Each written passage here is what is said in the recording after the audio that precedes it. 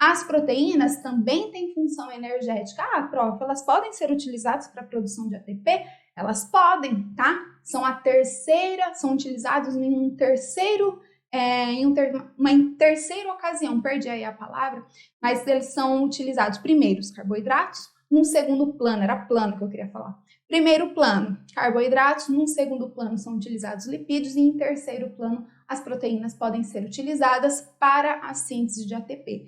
Mas existem tantas outras funções das proteínas, gente. As proteínas são as estruturas que realizam a maioria das nossas funções celulares, das nossas funções todas, tá? Então, elas têm diversos papéis. Alguns deles, os principais deles, eu coloquei aqui.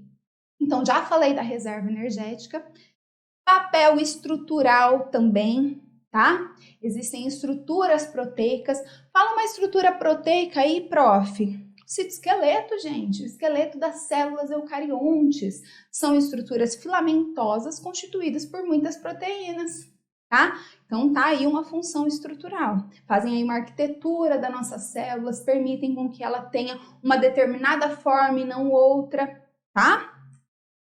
Transporte, e aí falou em transporte, a gente já lembra logo do transporte através de membrana, né? Já vamos falar disso. E atividade contrátil, a gente logo lembra também, falou em atividade contrátil de células musculares, nós também lembramos das proteínas. Por quê? Porque são proteínas miosina e actina que formam as unidades contráteis, que são quais mesmo? Os sarcômeros, que quando deslizam, causam uma contração muscular e quando relaxam, causam um relaxamento também da célula muscular. Então, permitem movimento, permitem contração, a forma como essas proteínas, aí, miosina e actina, se ligam, interagem aí entre si, e essa interação, ó, depende de alguns fatores, a gente vai falar lá em fisiologia celular. Quais são as unidades formadoras das proteínas mesmo? São os aminoácidos, tá? Então, os aminoácidos são os monômeros que formam esse polímero que é a proteína. Os aminoácidos, gente, eles têm uma carinha que vocês precisam conhecer, que é essa daqui que eu vou escrever para vocês. Apresentam um carbono central e a gente sabe que um carbono faz 4 ligações, né? Uma ligação tá ligado lá a um hidrogênio. Apresenta um grupamento carboxila, um grupamento amina e aqui um radical. O que é esse radical ou cadeia lateral? É aquilo que difere entre os diferentes tipos de aminoácidos. Quantos aminoácidos existem mesmo? Quantos tipos de aminoácidos? 20 tipos de aminoácidos. O que vai variar entre eles? O que varia entre eles é somente essa cadeia lateral, tá? Todos os aminoácidos, eles têm essa carinha aqui, e aí essa cadeia lateral pode apresentar enxofre, e aí ele pode apresentar aí constituições diferentes, determinando então um aminoácido característico. Esses aminoácidos se ligam através de que tipo de ligações? Ligações peptídicas, tá? As ligações peptídicas fazem com que esses aminoácidos se unam e vão formando então uma cadeia polipeptídica, que é um sinônimo aí para proteína que a gente pode utilizar.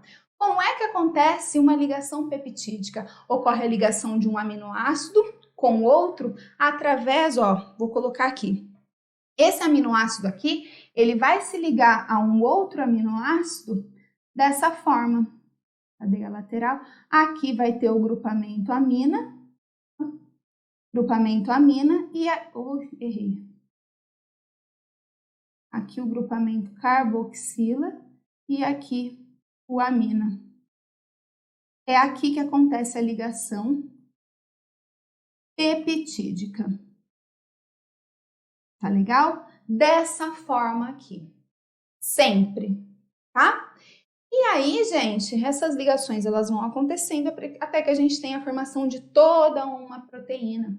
E essa proteína, essa sequência de aminoácidos da proteína, essa sequência linear, é uma sequência aí que a gente chama de estrutura primária da proteína. Só que essa proteína ela pode apresentar interações entre as cadeias laterais, sofrer uns dobramentos, e aí a gente pode ter estrutura secundária, terciária e até a estrutura quaternária, que é quando existe uma proteína que é formada por mais de uma unidade proteica. Exemplo mais importante, a hemoglobina. A hemoglobina é uma proteína com constituição quaternária que apresenta aí 4 subunidades proteicas, tá? Bom, outra função de proteína, gente, é que elas podem atuar como catalisadores biológicos. São as nossas tão queridas enzimas. Essas enzimas atuam como catalisadores biológicos porque aceleram a velocidade das reações. De que forma essas reações elas são aceleradas? Quando as enzimas estão presentes, enzimas são específicas, tá? Elas atuam sobre um substrato específico. Então, existe uma enzima específica para quebrar a molécula de maltose, por exemplo, em 2 moléculas de aminoácido. É uma enzima específica que vai fazer essa quebra. Tudo bem? Então tá. Como é que elas vão acelerar a velocidade dessas reações de quebra, por exemplo? Elas vão aumentar a velocidade por reduzirem a energia de ativação. Quando ocorre redução da energia de ativação, eu diminuo a energia necessária para que uma reação aconteça. Se menos energia é necessária para que uma reação aconteça, mais rápido ela vai acontecer. E aí você poderia me dizer, prof, enzima só quebra moléculas mais complexas e moléculas mais simples? Não, existem as enzimas que participam do contrário, né, de reações que a gente chama de síntese. Esse exemplo que eu dei foi uma reação de degradação, de quebra. Reações de síntese também acontecem quando, por exemplo, vai ocorrer a formação de uma molécula de glicogênio. Lembra que o glicogênio, reserva energética das células animais? Como é que vai acontecer isso? União de diversas moléculas de glicose.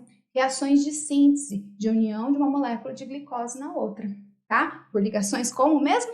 Ligações glicosídicas.